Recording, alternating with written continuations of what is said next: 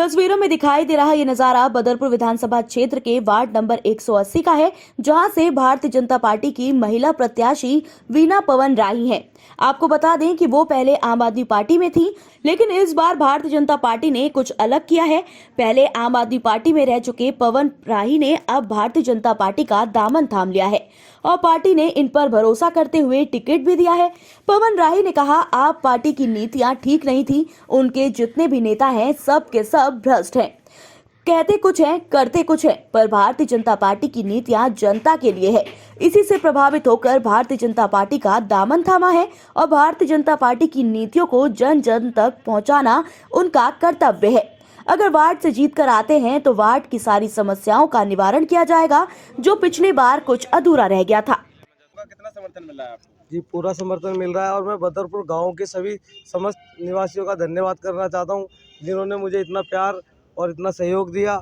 और मुझे आशा है कि मुझे ये प्यार और सहयोग वोट के रूप में मिलेगा और मैं यहां से विजयी होकर जाऊंगा। इतने सालों से आप लगातार क्षेत्र में रह रहे हैं, क्षेत्र की समस्याएं आपने देखी हैं, क्या लगता है आखिर विकास की सुई क्यों अटकी हुई है यहाँ पर? जी, विकास की सुई झाड़ू पर अटकी हुई है। जिस दिन लोग बदरपुर विधानसभा के, पूरी दिल्ली के, पूरे देश के लोग झाड़ू वाले के हाथ में झाड़ू देकर उसको वापस भेज देंगे, उस दिन से विकास की सुई जो अटकी हुई है वो चलने लगेगी। लगातार भाजपा का वादा है कि सबका साथ सबका विकास, क्या लगता है कितना सफल हो पाएगा ये चुनाव के बाद? जी, चुनाव के बाद नहीं जी, ये पहले से ही सफल है और हो रहा है। और अभी पिछले राज्यों में जब चुनाव के नतीजे आए थे, जब दिखा भी था, भाजपा निरंतर विकास कार्य कर रही है। और अभी बदरपुर विधानसभा में नगर निगम में भाजपा आती है और पांचों वार्ड हम जीत कर आ रहे हैं। और विकास की जो धारा है, नेता प्रतिपक्ष श्री रामवीर सिंह बिधूड़ी जी के नेतृत्व में हम पांचों निगम पार्षद साफ सफाई अभियान निरंतर चलाते रहेंगे। क्षेत्र में गंदगी को दूर रखेंगे, साफ सफाई मेंटेन करेंगे। मैम, आखिर आप महिला कैंडिडेट हैं, खासकर आपसे उम्मीद करती हैं महिला कि आप उनकी समस्याओं को सुलझेगी और उनका समाधान भी करेंगे, क्या लगता है? मैं पूरी तरह से ईमानदारी से वाला काम करूंगी। जो महिलाओं ने मुझसे विश्वास किया, वो उस विश्वास पर पूरा खरा उतरूंगी मैं। आज आप क्षेत्र में निकल भी रही हैं, महिलाएं की जो समस्या हैं उनसे आप वाकिफ होंगी, हाँ, तो क्या लगता है कितना समय लगेगा आखिर उन क्योंकि समस्याओं को? देखिए महिलाएं जो हैं वो घर पे रहती हैं, जो गंदगी नालियाँ उन्हीं को देखनी पड़ती है। जो घर के आदमी है वो तो बाहर चले जाते हैं, सारी समस्या उन्हीं को देखनी पड़ती है। तो मुझे पता है, जैसे मैं घर पे रही हूँ, मैंने देखा घर में कितनी गलियों में गंदगी है, तो उनके बारे में क्या लगता है क्षेत्र के लोगों का कितना समर्थन आखिर मिल रहा है आपको? 100%। 100% जी। जीत पक्की है आपकी? बाकी भारतीय जनता पार्टी जिंदाबाद, भारतीय जनता पार्टी जिंदाबाद, वीना पवन राही जिंदाबाद। सर, आखिर क्षेत्र के पुराने नागरिक हैं, आप देखते आ रहे हैं क्षेत्र की राजनीति को, क्या लगता है आखिर कितना सफल हो पाएगी बीजेपी जमीनी स्तर पर? मैं पूर्ण विश्वास देता हूं, हमारे बदरपुर वार्ड 180 से हमारी जो वीना राही हैं, ये मैं आज ही आपको इनकी जीत की बधाई देता हूं, मीडिया के भाइयों को और हमारे क्षेत्रवासियों को, क्योंकि हमारी मजबूरी है इनको जिताना। मजबूरी क्या है कि इससे पहले झाड़ू के काउंसलर रहे हैं, उन्होंने हमारे विधायक जी को काम नहीं करने दिया। और हमारे खासकर हमारे इस गांव के अंदर पार्क की समस्या थी, बारात घर की समस्या थी, रोड की समस्या थी, नालियों की समस्या थी, कई गलियां टूटी पड़ी है। अगर विधायक जी फंड पास कराते तो पहले अपना बोर्ड लगा देता था, सोशल मीडिया पे जा करके अपनी एडवर्टाइजमेंट कर देता था। और गांव के लोग जब उसको कहीं पार्क में और कहीं उसको पर्सनल बुला करके उसके पूछते कि भी ये काम करना है, तो कहता था मेरे पास बजट नहीं है।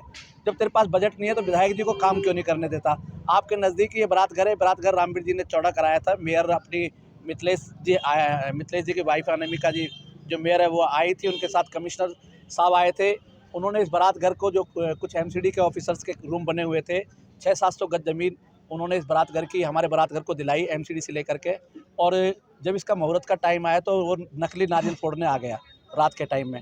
ऐसी है जो जहाँ आप सड़क के ऊपर खड़े हुए हैं, ये सड़क भी रात को जो है बिधूड़ी साहब ने इसका भी 18 लाख रुपए देकर के बजट पास कराया। और जैसे ही बजट रोड बनने वाला था, उसने कहीं ना कहीं अधिकारियों से पता कर लिया और पहले आकर के गांव के अपनी टीम को लेकर के इसका नारियल फोड़ दिया। जैसे ही रामवीर जी को, बिधूड़ी साहब को पता पड़ा, हमने उनको बताया कि ये नारियल तो ये फोड़ रहा है, तो उन्होंने ऑफिसर्स से पता किया। फिर उन्होंने बोला कि जब मैं उद्घाटन करूँगा तब ये सड़क बनेगी। तो नकली नारियल फोड़ता रहा पूरे 5 साल, गांव का काम नहीं करने दिया। हमारे घर नज़दीक एक पार्क है जो हमारे एमपी साहब रमेश बिधूड़ी ने डीडीए से लेकर के दिया था। 3 साल वो पार्क हमारा डीडीए के पास रहा। जब डीडीए के पास था तो गांव के लोग उससे कहते थे डीडीए के पार्क के अंदर कुछ काम करा दे। बोलता था अगर ये एमसीडी का दिन आ जाएगा तो इसमें इतना काम कराऊंगा कि सबसे सुंदर पार्क होगा। लेकिन 1.5 साल बाद वो पार्क, जब ये काउंसलर रहे 1.5 साल तक, तो इनके पास रहा पार्क, एक ईंट 1 रुपये नहीं लगा पाया। 3-3 हज़ार रुपये के इसने 2 बोर्ड लगा दिए कि विकास कार्य तरवण कुमार जी के द्वारा हो रहा है। जो ट्रैक था उसको खुदवा के घेर दिया। हमारे गांव की बुजुर्ग माताएं जाती हैं, बच्चे जाते हैं, दौड़ नहीं मार पाते। पार्क की घास खराब है, पार्क के अंदर कहीं हट नहीं बनी हुई है, जो जिम है वो खराब है, बच्चों के लिए झूला नहीं है। मैं कह रहा हूँ हमारे इस गांव का उसने नरक बना के रखा पूरे 5 साल। और आज हमारे पास अच्छा कैंडिडेट है बीजेपी का कैंडिडेट होगा, बीजेपी का एमएलए है, बीजेपी का एमपी होगा, तो मुझे पूर्ण विश्वास है मेरे गांव का काम जो रुका हुआ था वो बहुत अच्छी